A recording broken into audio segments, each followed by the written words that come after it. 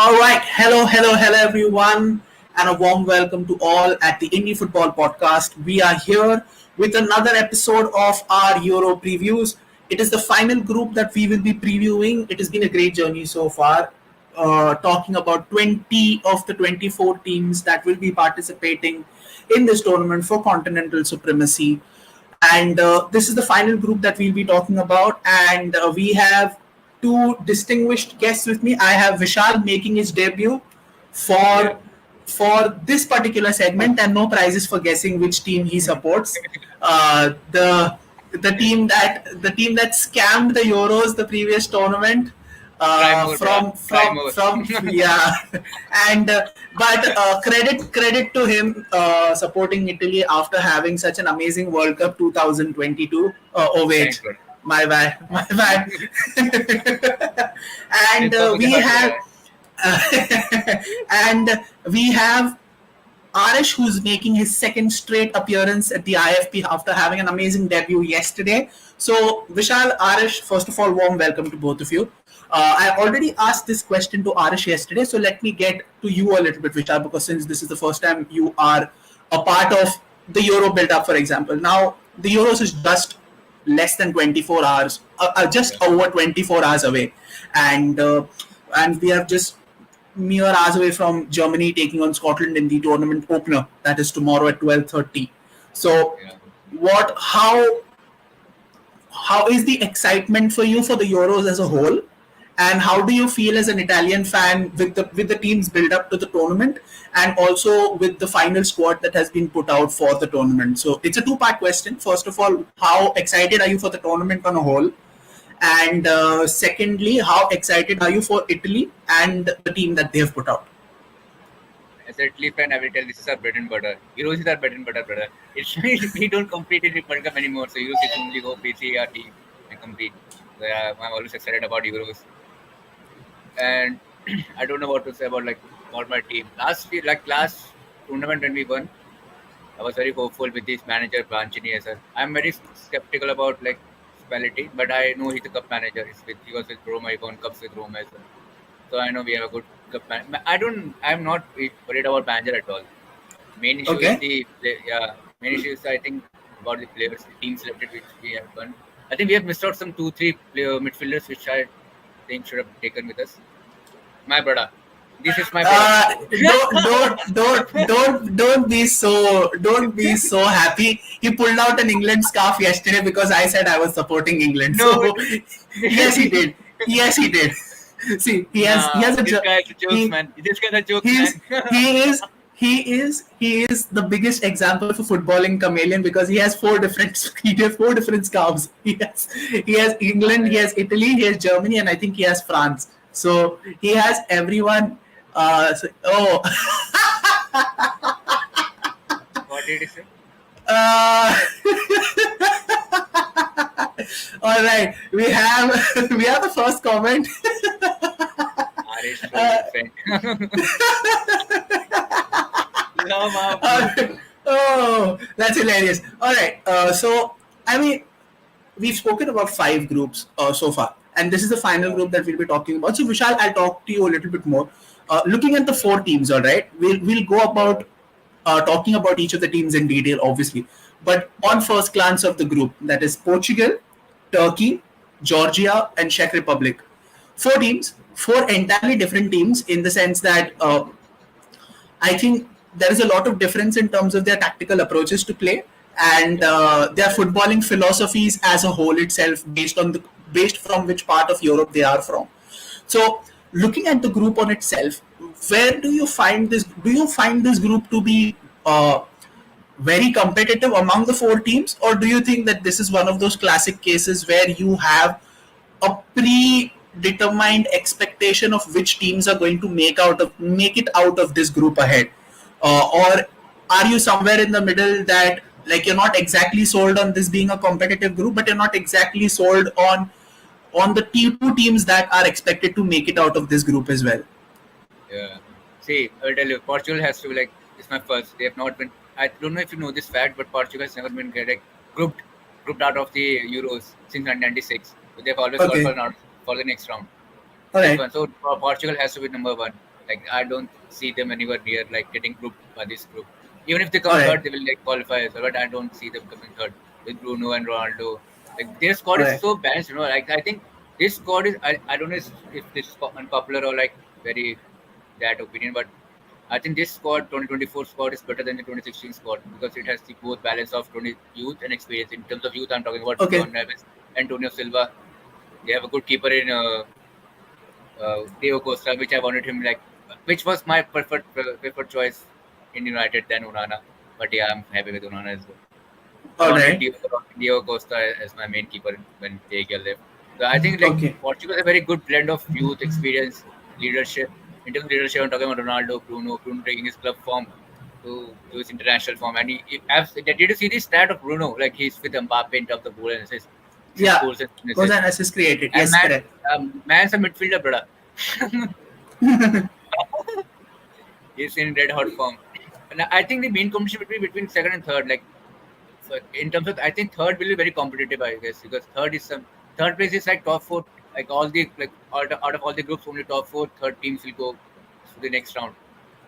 Yeah, so All I right. think I think Georgia will like पूरा जोर लगा देगी वो अपना जॉर्जिया पूरा जोर लगा देगी. I think Georgia and it's their first All time in right. tournament. And we have Parthiv after a very error-strewn debut on the IFP in the previous stream that he was part of. I hope that his internet connection holds up. Unlike Thiago Alcantara's knees throughout the duration of his Liverpool career, I Bro, so stop. Stop. Bro, stop. डेल्विन में naughty हो रहा है आजकल. Nah, Sam. No. uh, What is this banter, bro? No. Bro. this No. I mean, with all due respect, Arish, you're still young. Yeah. This banter between us is something that has been going on for the past 8 to 9 months now. So And we are pretty as shameless. yes, as you grow year by year, you'll be well versed to it, and by the time you turn 18, you'll be absolutely immune to this. So don't What worry. team you support, Arish? What team you support? What football club you and support? Trust me, हम लोग तीनों ने we have made a मतलब in our mind कि कौन club बनाएंगे, कौन manager होगा, कौन Yeah. असिस्टेंट रहेगा, कौन लीडरशिप होगा, सब कुछ डिसाइडेड है. बस By the job नहीं way, बन रहा. yeah. By the way, Vishal, there's a comment for you from Lakshay Nair saying that he is your junior DLF. Oh, yeah, I know it. He's great football. Yeah, yeah, अरे exactly. मेरे first time थे भाई school में. I was a shooting star. I was Ronaldo of school. So Now, now you are. I'm Bosch, but I'm Rooney. Now bro is the Scott McTominay. Yeah. That is also complicated for me, bro. Yeah, exactly. All right. So Parthiv, I was talking to Vishal about his first impressions of Group F. So I'll ask you the same question. If you take a first glance at the group, and you have four different teams playing four contrasting styles of football on the international scale. You have Portugal, who is obviously with the quality that they possess, is definitely going to be a team that is going to play expansive, attractive-looking football, obviously. And with the addition of Roberto Martinez as head coach now, I think there is going to be a different. It's going to be a definite shift in the way that they used to play. Like a stark difference from the way they used to play the terrorism football under Fernando Santos before. And then you have the likes of Turkey, you have the likes of Georgia, Czech Republic, who have different footballing portfolios or profiles, you can say. So, what I asked Vishal was, do you think that this is a group that is going to be very, very competitive in the way that the matches are going to take place? Or do you feel that this is going to be a group where you already have a pre-existing idea as to which teams are going to make it out without any complications as such? First thing to start, I'll start with this. It depends how the Euros start up, because recently in competitions all over the world in different sports, we have seen that it has been a very close up in a lot of teams. For example, the Cricket World Cup, be that any other sport. So I believe that it depends on how the Euros start. But then again, Czech Republic, Georgia, Georgia. I won't think of it as a very big team, although they have good talent. There's Kvaratskhelia, then there's Mama Devishel again, and there's the goalkeeper. Yes. They are well-known people, but then again, I won't see them as a possible competitor. Portugal, I would feel that for them it's about asserting dominance because a lot of factors for Portugal are right at the moment. Jota is fit, Ronaldo is scoring, the other players are having a good season altogether. So you start off well here, you build up confidence, that will help you later on in the competition. And one comment I read somewhere, I forgot where the place was, but it was whenever there's Euros, Portugal has to be one of the favorites, even when Ronaldo is not playing, just because of the quality they have. Be it starting from Diego Lopez to Pepe to Inacio to Mendes and the other players. It's a good team, and they have players in top form as well. The midfield is not much talked about, so it's basically for them. It's about confidence building. It's about moving forward with that. All right. But I believe it's only S- one side. All right. So I think we've spoken about the bare essentials of the group. Now let us not waste much time and delve directly into the teams of the tournament. And I think I'm going to start with Arish this time around. Obviously, the first team that we'll be talking about is Portugal. There is a small matter of one of the oldest players in the entire tournament, and it would probably be his last tournament. So I'm talking about the one and only, one of the best in the world, and that is Pepe. Uh, No, not again. Not again. Not so again. No. I mean, so obviously now, jokes aside, looking at that Portugal squad, I think like what Parthiv said, it is a very good squad in the sense that it has all bases covered. So what do you think, Arish, looking at the makeup of the squad, the dynamics of the team that it has? There is one clear alpha there in Cristiano Ronaldo, and with the rest of him playing the way he wants to, or whatever it is. And it is a good thing that all the players in the national setup are having some type of form under their legs, in the sense that they've either had good domestic seasons or they've been playing very good on the international scale as well. So, what do you make of the look? What do you make out of the structure of this Portuguese squad, and do you think that it is good enough, or to challenge for the trophy, or do you think that it is still like a couple of players short of making a proper impact at this tournament? So if I say without bias or with bias, whatever you want, I think that the main thing that you want to see with this team first is their formation. So Okay. Portugal, that the formation they're playing with is the most unique one till now. They're playing with 4-5-1. So they have Ronaldo up front, and then something that they're using really well is Leao at the left and Felix at the right. They swap between Felix and Bernardo Silva. So it's just a very dynamic attack in midfield. And then defense is, of course, it ages like fine wine. So they have the Pepe, they have Cancelo, whose career is basically like some FIFA career mode. Then you have Ruben Diaz, who's I think going to be a really big part of the team. Then you have Rui Patricio, who's quite experienced, and then you have Diego Costa. So it's a very well-rounded team. All right. So Vishal, like Parthiv said, or even like Arish pointed out, so Portugal under Roberto Martinez do not play with one fixed formation. They keep on chopping and changing their formation depending upon the opposition that they play. So sometimes they start with a three, they play with a four. Sometimes they play with when they are in possession, they play with a 3-2 block, which enables them to keep hold of the ball more. They have they have two of the best inverted fullbacks in Diogo Dalot and João Cancelo, who can easily influence the game in their direction with their crossing ability as well as their ability to drift inside. So they have a lot of things going for them, and they're having a lot of things at the right time that are peaking for them, like how Parthiv said. So, Yeah. do you believe that this is going to be a very, very crucial tournament, not only for the aging superstars that are there in the side, but do you think it's going to be a crucial tournament for the up and coming younger generation that are going to be playing, like the likes of Rafael Leao, the likes of Gonzalo Ignacio, then even Diogo Costa can be classified as one of the younger players in that squad. Then I think Joao Felix is one of them. So how important of a tournament is this? And also, do you think that this tournament is like the case of the passing of the baton from one generation to another as far as Portugal is concerned? Yeah, it sure is a passing of baton, especially for Ronaldo. Like I think Ronaldo will be like passing a baton to the not to the one player, but to the whole generation of the players he's going to play with. And you miss one name player who's already a leader, like mature, very mature for his age. John Neves of Benfica. Oh yeah. All right. All right. That guy You is also superb, man. forgot. You also forgot Vitinha. Yeah, I mean, Medina. there are a lot of Yeah, players whose name I won't be able to take, but then I think you no, understand. I understand the bigger crux, as in yeah, the entire younger generation of Portuguese yeah, players that are coming through the ranks. yeah. So yeah, that's the thing. Like you as you said, like it is a crucial stage for Portugal. Like as I said, in the beginning of the video, this squad is better than in 2016 which won the Euros for like That won the squad Euros was Portugal. that squad was literally Ronaldo and Inshallah, bro. So obviously Yeah, anything is going to be an and then improvement just from took that a squad. and they just took a hit, bro, and he hit, bro. What was Yeah, that hit? Yeah, exactly.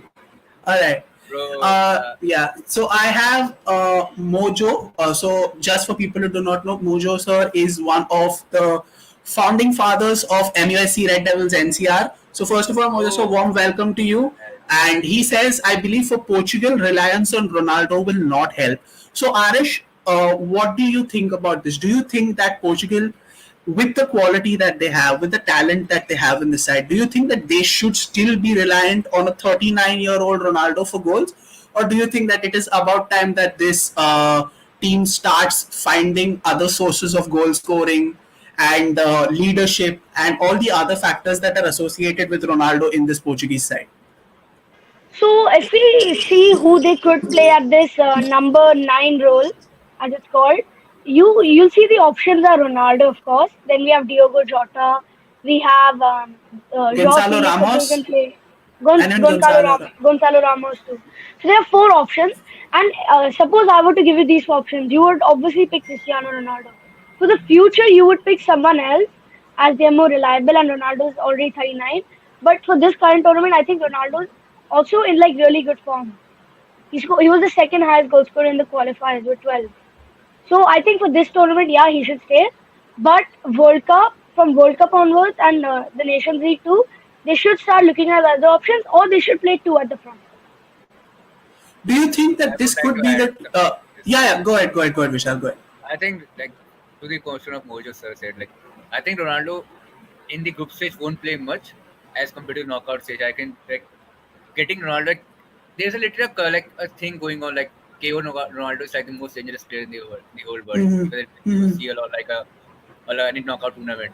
So I think Ronaldo will be more utilized into the knockout late, and that on the late stage of the knockout stages. Like if you're talking about round of quarterfinals, like I don't think Ronaldo will play much in the group stage. Like he will start. I would it's like it's Ronaldo, man. We know like what happened in United when he didn't start. We know what happened. So yeah, he will definitely start. But I don't think he will like play more than 60 minutes, 50 minutes. I think Mancini will like Martinez will like utilize him in the later stage of the career. Like just to get the Right. extra motivation of getting you like seeing Ronaldo in like round of eight, seeing Ronaldo playing a YouTube, he can make that thing goes and boom. Uh, Yeah. right. So, Parthiv, what I wanted to ask you is, Arish mentioned the thought about Portugal experimenting with a two at the front, two strikers up front in the future.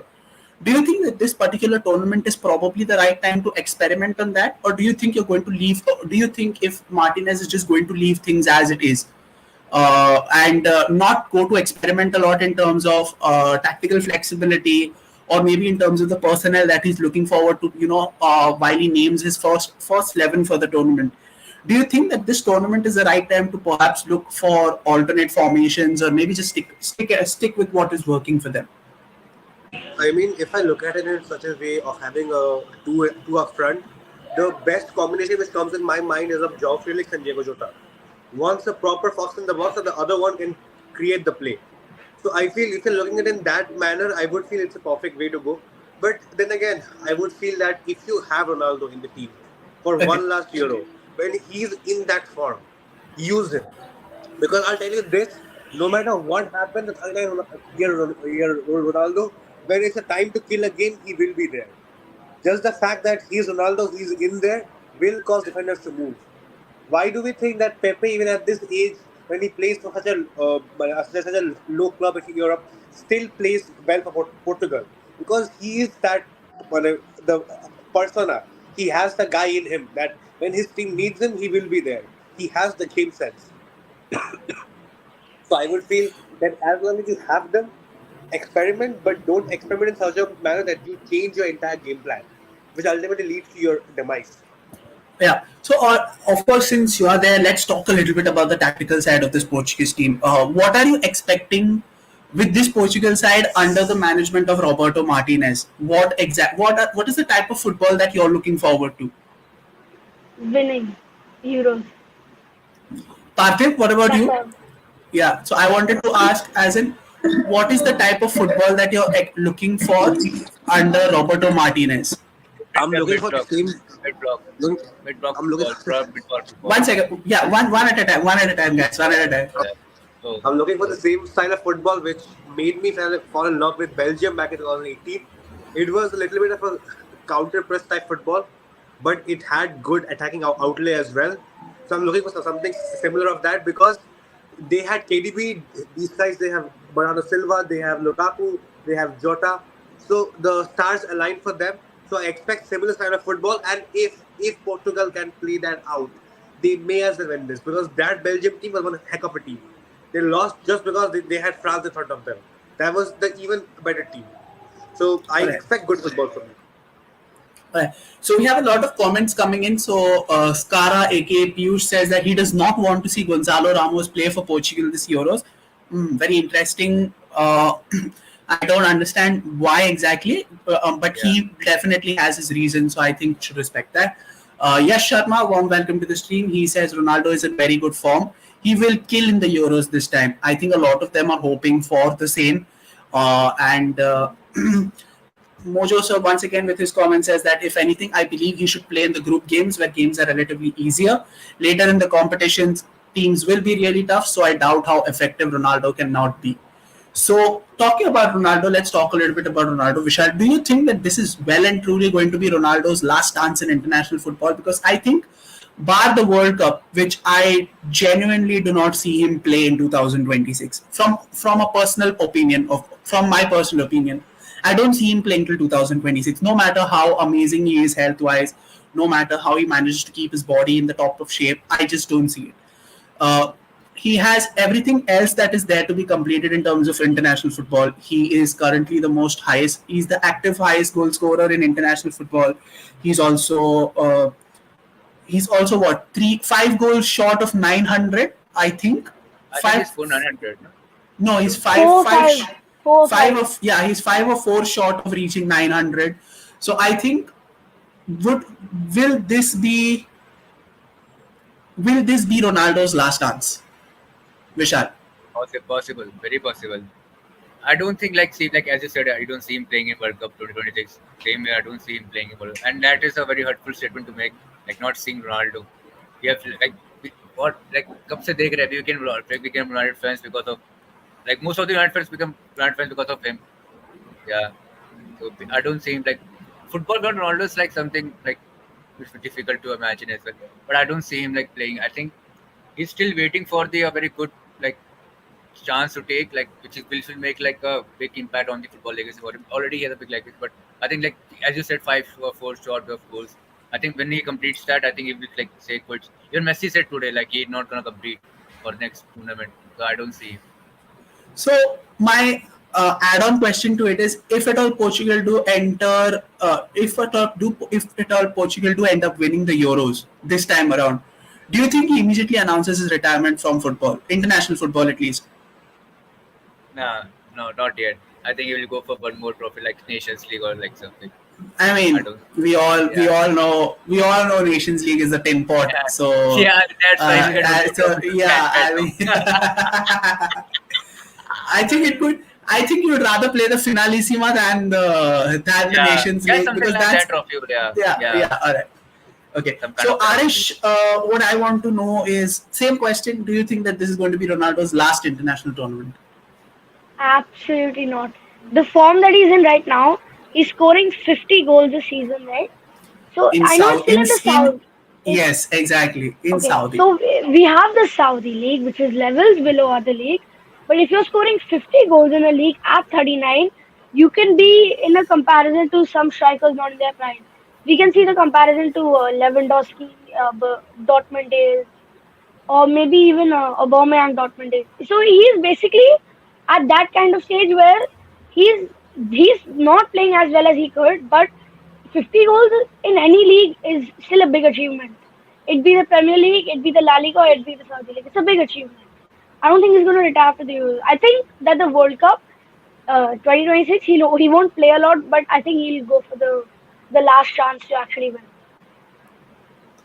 All That's right. my take. So yeah, I think that's a very fair assumption as well. So Infinite Gamer says that can we have a discussion on Indian football? Yes, definitely. Once when this is over, we will try to put something out with regards to Indian football. And like you say, it is important to discuss about Indian football, and we will do that in due course. So do watch this space as well.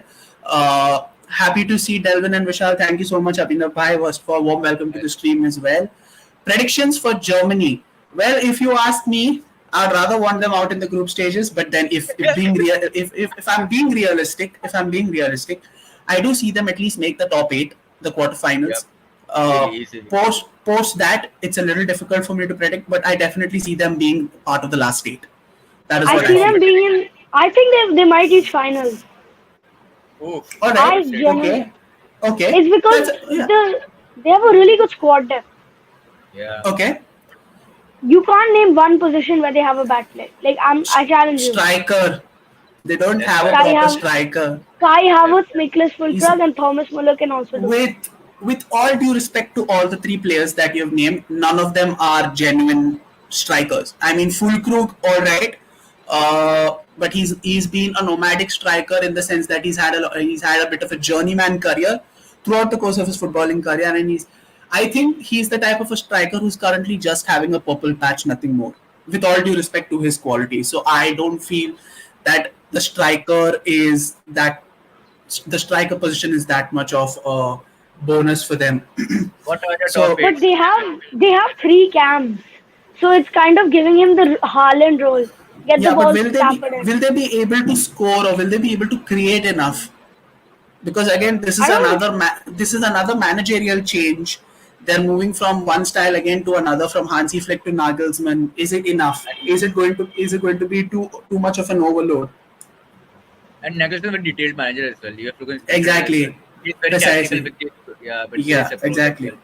Yeah, I think let's talk about the next team in the next team in Group F. I think we've spoken too much about Germany, and I think quarterfinals is a realistic shout for them.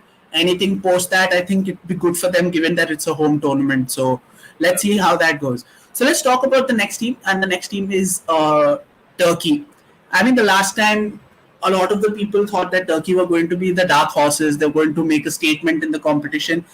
They went out without winning a single game, and I don't think they even scored a single goal. If I'm not wrong, I They don't think didn't they score did. even one. Yeah, Yeah. yeah, they did not And score a single goal as well. But this time around, they've arguably bought out a much better squad than the previous Uh, one. I Uh, don't know. Actually, no. They played the last 6 matches of the qualifiers. They lost 4 and they drew 2. yeah, they are winless since They're in March. horrible form, Yeah, they are winless yeah, since March.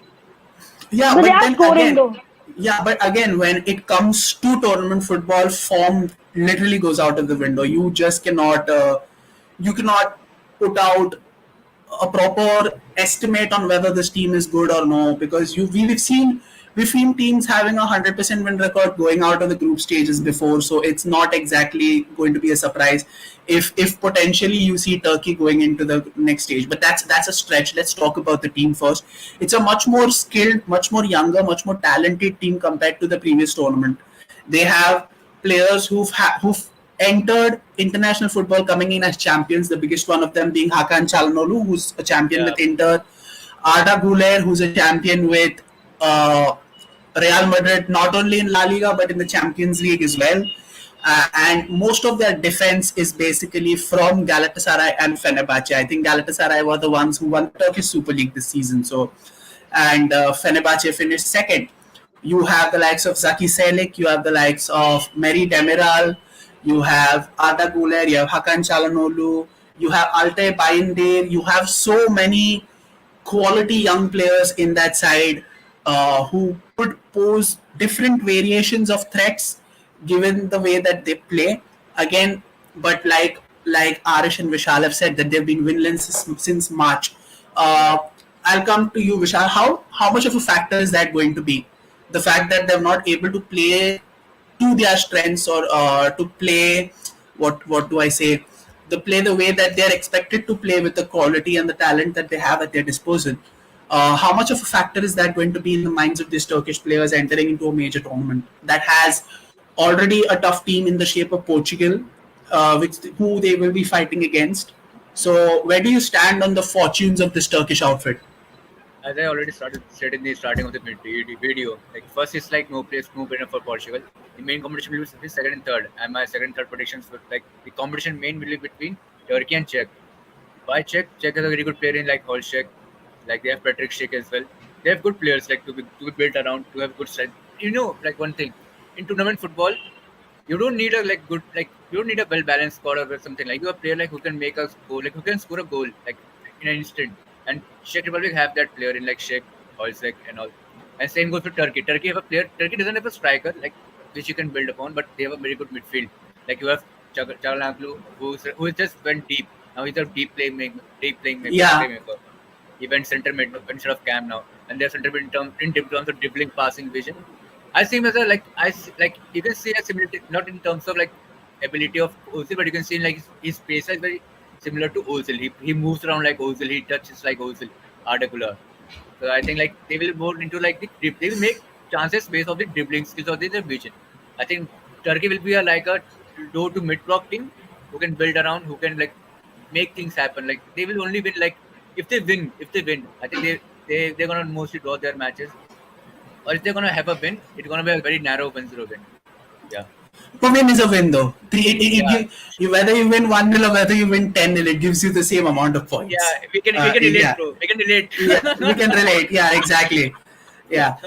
Arish, Vishal spoke about the fact that Hakan Çalhanoğlu has now made a very breathtaking transition from being one of the best number 10s in the business, or number 8s, to being one of the best deep lying playmakers in world football at the moment.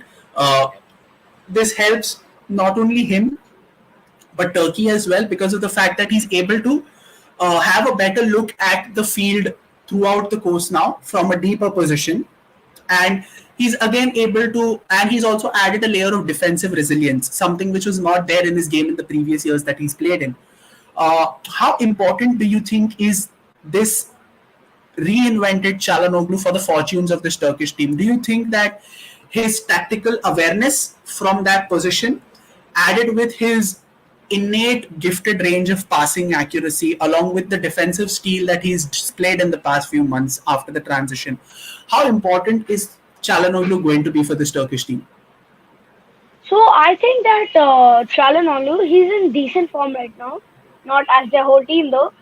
He's quite good actually. So the transition that he's had from Cam to CDM, like you said, it just helps him have a better vision of the field. And Correct. since he's like he's the main player of the team, so it helps him to connect to the whole team because he's at like that central point in the team. All right. So he'll play at the half line. So he Okay. helps the forward and back. And also one more thing I've realized, he's not the most pacey, but his transition from defense to forward is quite good, and you could consider him a box to box midfielder. Yeah. So, do you think that he's going to be that one nucleus around which the entire Turkish build-up is going to be, like the link between defense and attack in this Turkish side? Do you think that that is going to be the case in Çalhanoğlu's profile this particular tournament? Oh yeah, he's gonna definitely be the creative, like the creative part of the team. But I think in the more attacking areas, which are required for goals and for the better playmaking, I think Arda Güler is gonna help there. He's been in All great right. form in Real Madrid. He doesn't start, but he always scores. Okay. So Piyush also agrees with the fact that Turkey look more solid than one could think, and that the plethora of talent they have is damn good. And I agree with it. Just today afternoon in one of the groups that I am part of, was having a conversation with one of my friends, and he was like, "Czech Republic are much better than Turkey." I asked him, "Why do you say so?" And the answer that he gave me is because they have Suchek and Sufal. I'm like, okay. I'm like, okay. Turkey has Çalhanoğlu. Turkey has Güler. Turkey has Binder, Turkey has Zaki Selik, Mary Demiral, and you're expecting me to believe Czech is a better team because you named me two Premier League players. That's it. That's all. Can I say something? Yeah, go ahead. So I'll just read out the last five matches that Turkey played in qualifiers. Okay. So 11 June they lost 2-1 to Poland. Then Okay. 5th June they drew 0-0 against Turkey. Then I'm sorry, get what? ready. 5th June they drew 0-0 against Italy. Okay. All right. That's a good Now, result. That's a good okay, result. no, no, no, That's a no, no, good no, no, result. no, no, no. Now look, 27th March they lost to Sixth Austria, one. 6-1. Yeah. 6-1. This Yeah. one. They lost 23rd they lost to Hungary 1-0, and Mm-hmm. 22nd November they drew to Wales 1-1. All Last right. the So last time they won a match was in October. They beat Latvia 4-0. October. okay. So I think that is quite a big gap in the way that they've performed. I think again, like I said, all Tournament. these, yeah, Tournament it, it football. it counts for nothing basically. Like we did not expect Saudi to beat Argentina in the first game of that World Cup, and We did not definitely, expect United to win FA Cup. yeah, that's a better example. That's a better Yeah. example. Yeah, that's a better Yeah. example. All right. So we've spoken about two out of the four teams, and that is Portugal and Turkey. Let's talk about the third team. And this team, I feel it's going to be a festival for this team. First of all, I'm talking about Georgia. Georgia. It's their first ever First ever tournament. international tournament as an independent nation. They have some really prodigious young talent coming through the ranks. It is just going to be a free for all. It's going to be a slugfest for them basically. Like they come into this tournament absolutely with nothing to lose. They're going to have fun. And इन लोग ने गलती से भी मस्ती मस्ती में दो एक एक गलती से भी इन लोगों ने एक मैच जीत लिया तो वो पूरे ग्रुप का डायनामिक ही ऊपर नीचे हो जाएगा. Like they're just there to have fun. They're going to have a great time. Like because for them basically there's nothing to lose. Everyone has already written them off. Uh, no one, not many of the hardcore football fans have much of an expectation from them. And long story short, they're just ranked outsiders in this tournament. So, do you think that this very thing that is being portrayed to be as their weakness, that there is no tournament experience, their first ever tournament, so on and so forth, do you think that this very thing could turn out to be their biggest strength? In the way Yeah. that they'll just go to every game as okay, fuck it, we have nothing to lose. You Yeah. might as well go ahead and just screw They might things up for the rest of be them. considered. Yeah, yeah. If it's not looking good for us, Brett, we'll make sure it doesn't look good for them as well. Big man thing talk. Yeah. So Arish, do you think that this is going to be Georgia's biggest strength? The fact that No, they've been totally written off in the fact that they're not going to be considered as any, like not many expectations from them. So do you think that this is going to be their biggest strength? no. All Because right, the that's thing is, the thing with Georgia is, see, what you said is correct. They've just come for fun. But then the comparison to maybe beat Portugal, Turkey, Czech, it's like saying Al Nassr is to beat Inter Miami. And we saw what happened there. That's they the did comparison I'm trying to make. they did beat Inter Miami though. They did beat them 6-0. Exactly. I think And that's the comparison we're going for here. So okay, that's the level. Georgia are levels off. They'll maybe tie one match or tie two matches maximum, but they're not gonna have that great of a tournament. But they will play for fun, and Kvaratskhelia will light up the field.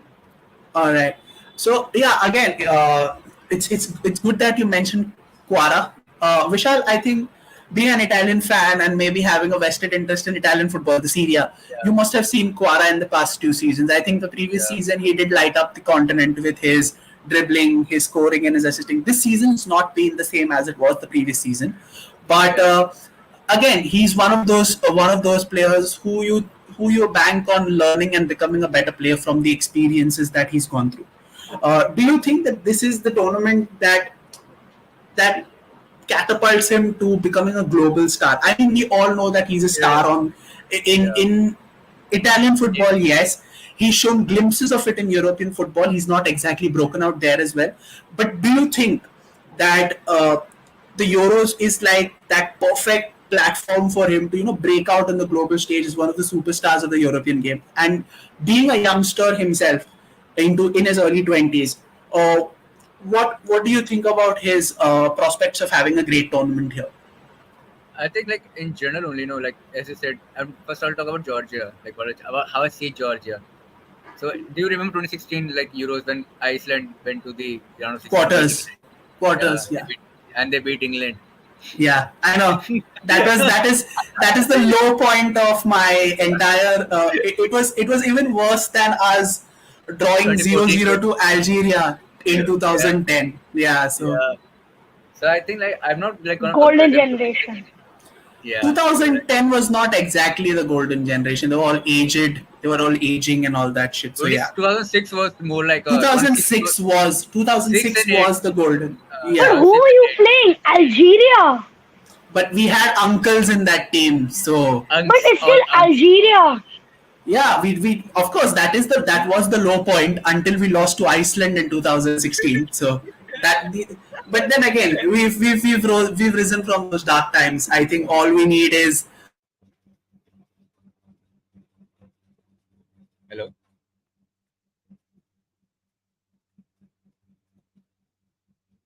Yeah, yeah.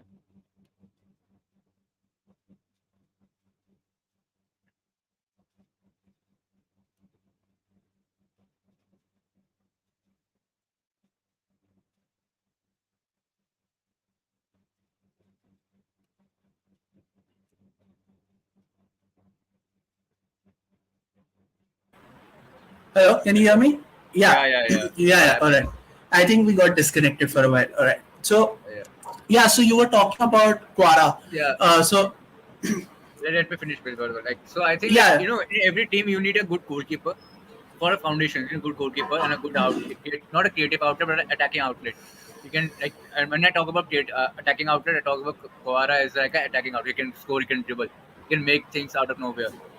Okay, so I think if you have a good keeper, Mamadashvili of Valencia, I don't know yes, what he used to Valencia, play for Valencia. Valencia. He He used to plays play for for Valencia. Valencia. Oh, okay. So I think he's a good goalkeeper. I think he was rumored to be linked with Chelsea as well for that.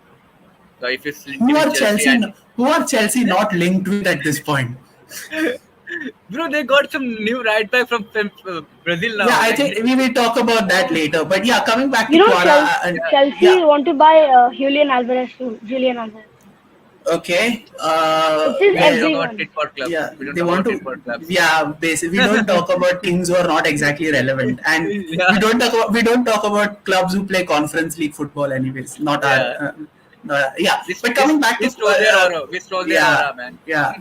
Coming back to Yeah. Quara Vishal, yeah, and Yeah. Georgia. So, and as you said, like, is this a platform for Quora to become a global superstar? As if he's already a superstar in Italy. I think he's a superstar in like Western Europe of the region, not in terms of Central or like people still like deem like like how people deem Serie A football. As I'm a hardcore like my family has a like my grandfather was a hardcore Serie A fan, so AC Milan fan. So I've like grown up watching it like Serie A and all. So I've seen people like becoming stars. Andre came from there to Premier League and all, like how they all. So I think this is a time like where Premier League fans, the Bundesliga fans, the other league fans, were gonna watch Kawara and like gonna like give him the respect he deserves.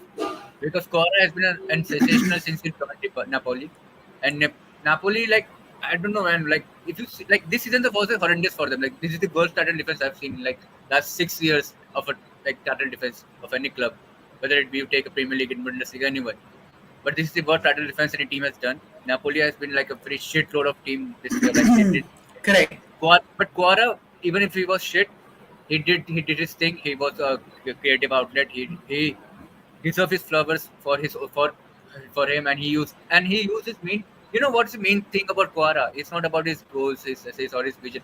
It's his dribbling. He can dribble out of anything, and I expect him to show me that in the Euros as well. So yeah, it's gonna be a major platform for him to showcase his. And it's a true one-star team, like Georgia's true one-star team in terms of Quara. Quara can be the global light which can gonna fire the next Quara gonna be in the next Pure. in Georgia. Yeah. Yeah. So Arish, Abhinav in the comments does say that Georgia coming into this tournament and also Quara coming into the mainstream, it will provide Georgian football with a Exactly. springboard. Exactly. It will provide Georgian football with a springboard to succeed. Do you think that this tournament, irrespective of how Georgia perform, whether they win a game or whether they don't win a single game, do you think that this is going to be a very good platform for Georgia to get better in the years to come and maybe set their sights on playing the World Cup also, or the next few international tournaments? How big of a tournament is this? Not only from the point of view of this particular tournament as an isolation, but for the future of Georgian football. So I think that Georgian football will is obviously a good platform. Any team that plays in something like the Euros is obviously a good platform for them. But I think who this tournament is mainly for is Quara. Because last season he was not that great. Last season he was fantastic. Last season Yeah. his form slumped a bit. So I think this is gonna be something as in a redemption tournament. Okay. That's what my and yeah, And for other players like I can't pronounce it, the Yeah, goalkeeper. yeah, it's all right. It's all right. It's all Mahmoud right. Ashwin, Yeah. yeah. Mahmoud Ashwin, yeah. Yeah, so the goalkeeper and also this there's another player they have, George's.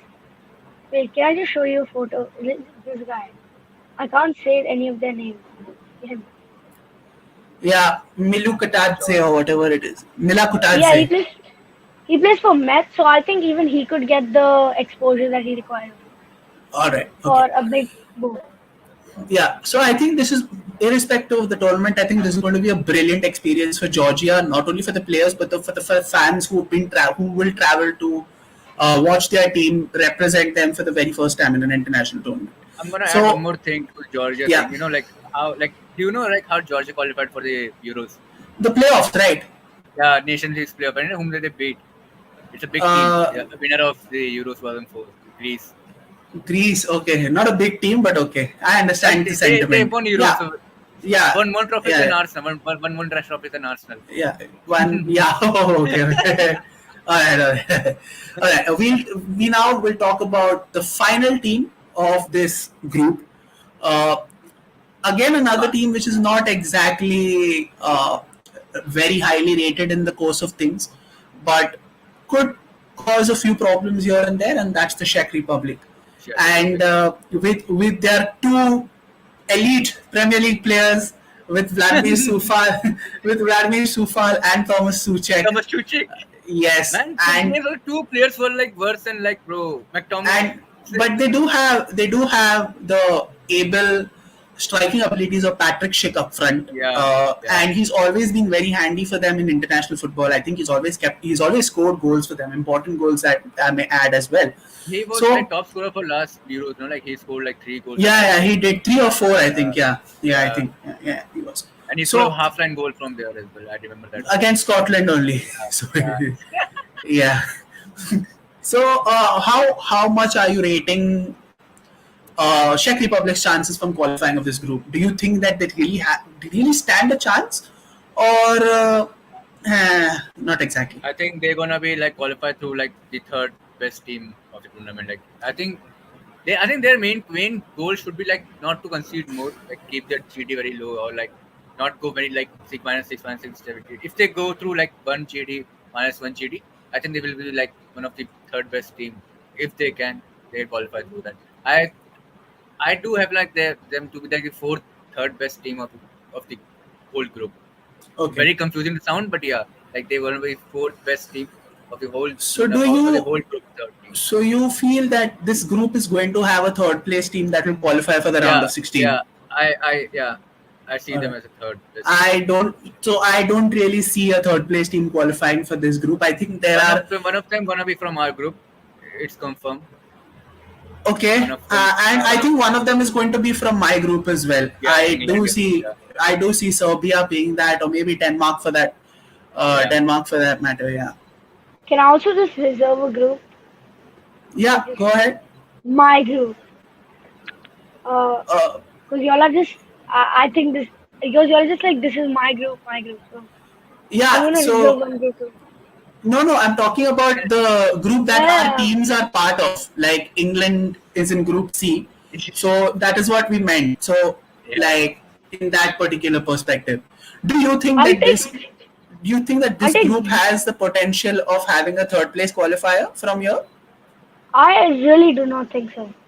That they Okay, would have a third place qualifier. They'll have this Georgia coming fourth, okay, and then it's the battle of 2 and 3 against well Czechia and Turkey. But I all think right. Turkey will come. Turkey will come down. I think Czechia will be on top. So, I mean, you're saying Czech Republic finished second. Yeah, Okay, that's fair. Yeah. All right. We've spoken about all the teams. We've spoken about the four teams that are there. Let's talk about the one key player in each team that could potentially be the difference, or maybe the X factor. In the flow, the way that we were speaking, I just forgot to add it after every team. So let's just have a look at it. For Portugal, Vishal, a player or two you think who's going to be the X factor? I mean, Bruno. obviously everyone is going to say Cristiano, but anyone For me, apart from him. Bruno.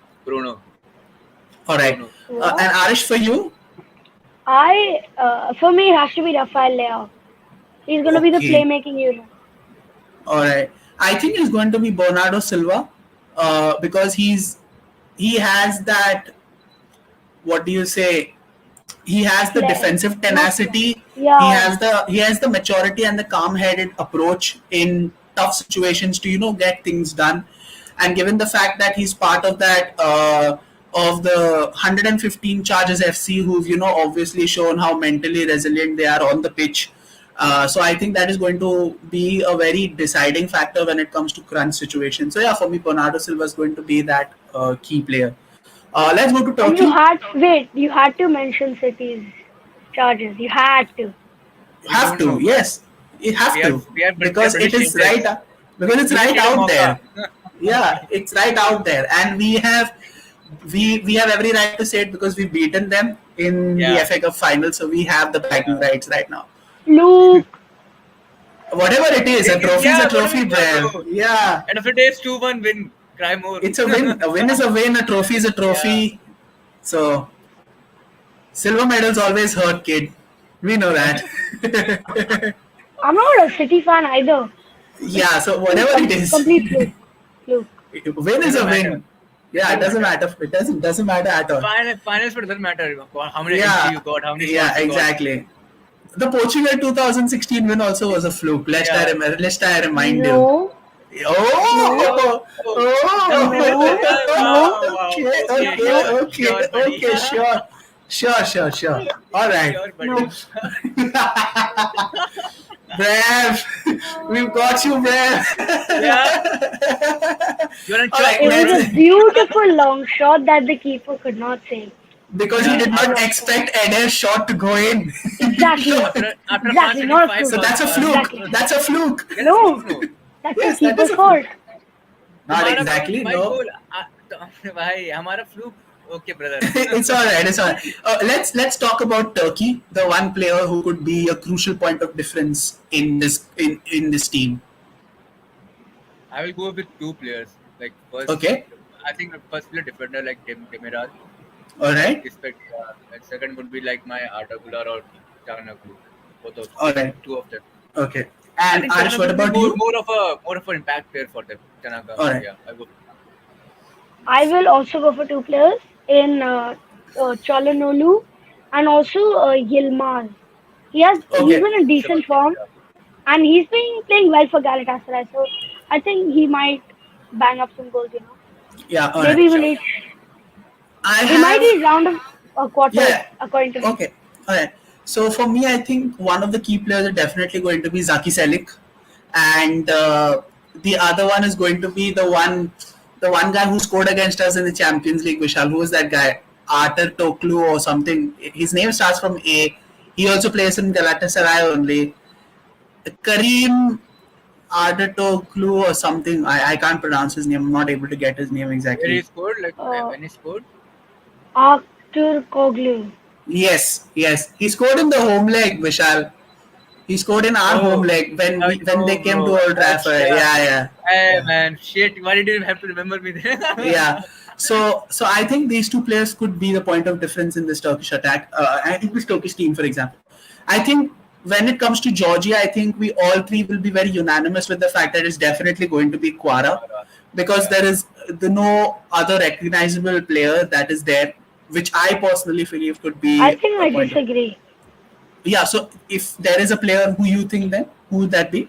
So, based on Quara's recent slump, it basically depends on if he plays well or not. If he plays well, I think he's going to be the X factor. But if not, I think it's going to be Giorgio, the goalkeeper. Mamadashvili. Yeah, Mamadashvili. All right, okay. Mamadashvili. Yeah, and the last but not the least, the Czech Republic. Who's going to be the X factor for Czech Republic? It's gonna be Sheikh only for me. Or Thomas Suchek. All right, and Arish, for you, Yeah, I think it's going to be Patrick Schick. I think it's going. Yeah, I think it. I think the same. Yeah. I don't really see Sufal or Wait, Suchek wait. making that much of a difference. Do they have Lozek? Yeah, I'm also not. they have. Yeah, okay. Yeah, they have. Yeah, then I think it's going to be Lozek. All right, that's a good shout. So coming to the key fixture in this group, the one fixture that could change the dynamics of this group, what would it be? Czech versus Portugal, I think. I don't Czech want to count versus. Turkey. Yeah. And Arish, for you, You can go first. Let me think about it a bit. I think it is going to be Turkey, Georgia, because if Georgia do get a result out there, I think it's definitely going to fancy their chances of causing a hell lot of upsets in the group with that one particular game. I think it's going to be not the Portugal one, but I think it's going to be both of Georgia's fixtures against Czech and Turkey. Yeah, Okay, because well, that's the three main teams. If Georgia get a result, then the same point as you actually. all If they right. get a result, then might cause upset. Right. Abhinav says Portugal versus Czech is going to be the key Yeah. match. All right, fair enough, fair enough. So we one last thing before we wrap up the stream, and that is the final standings of this group. So Vishal, I'll start with you. Starting from group winners, what is going to be the final standings of Group F? Portugal first, as usual. Okay, Second, I'm gonna go fourth with Georgia. okay, Second would be like it all depends on the Czech with Turkey match, man. I should have gone with the like dramatic match. Should have been the Czech and Turkey. I think it's, Turkey has more of an X factor than Czech. So I will go with second, Turkey, and so third with Czech. all right. And But Arish, what about but you? I do Okay, tell them that Czech will go to next round by third as the third player. All right, okay. So Arish, what about you? I again need to think. You can give your answer because this is a bit of a tricky group. That's All right, so I think Portugal, Turkey, Czech Republic, Georgia. I think there is a pretty fair. I think there's a pretty clear and obvious order out Yeah. there, and I think it would be very foolish to go against established order, because of the difference in quality between the teams. So yeah, I'll go with this standing. Yeah, I got my answer too. I think it's gonna be Georgia fourth. Okay. Then I think it's gonna be Turkey third, Mm-hmm. Czechia second, and Portugal first. All right. Okay. All right, so I think we have covered everything there is, what is there to be dissected in this.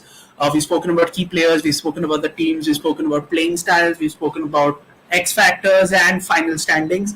So, Vishal, Arish, thank you so much for being part of this, and Thanks. it was a pleasure talking to you. And I can't wait to see Italy pack their bags and go to Rome. Same for them, It's going to be good, Brev. And again, Arish, it was once again a pleasure to have you on 2 consecutive streams. It's always great to speak to the younger generation, the upcoming generation, and to get their opinions on how they view football through their magnifying glass. And it's been a pleasure to speak to you these past 2 days. I hope you make constant appearances on our streams so that you get immune to the level of banter that we big guys have. I think Yeah. this is a good starting point for you, and we'll try to keep it as civil as possible, because this is just the tip of the iceberg, as they say. But yeah, Yeah.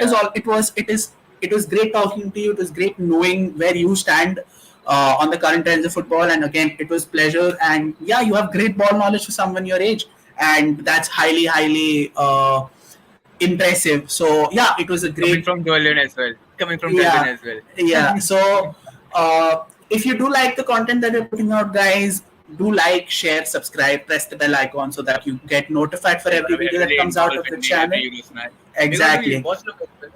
I think Can't wait for the game. there are going to be watch-alongs, and Wanna be Can I add something? fight watching match. Yeah. Yeah, sure, I also sure. want to say, like, it's also good to know how the Buddhas think about football too.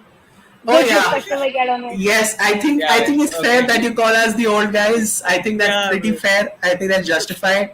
For your But age, we are Buddhas. yes, Should for be, your yes, we're Yeah. definitely old. We are very old. Like, Okay, brother. yeah, it's fine. You can call. It's all right, but it's always fun. This is the type of banter that we want, Arish. So yeah, you're taking the correct steps in the right direction, and that's impressive. With that being said, this is Delwyn along with Arish and Vishal bringing an end to the build-up of the Euros. Obviously, it goes without saying that the stream of content will continue because the tournament is just going to start just about 24 hours from now. It's going to be a cracker of a 30 days. So do watch this space. We will be coming out with more content and we'll be rolling out a lot of things that will be coming out your way. So this is Delvin along with Arish and Vishal wishing all of you a good night. Do take care of Good yourselves, night. stay safe, stay healthy, and we'll see you on the other side. Till then, Stay hating on England, brothers. and Italy too. Wait. Alright guys, see you soon. Bye. Bye.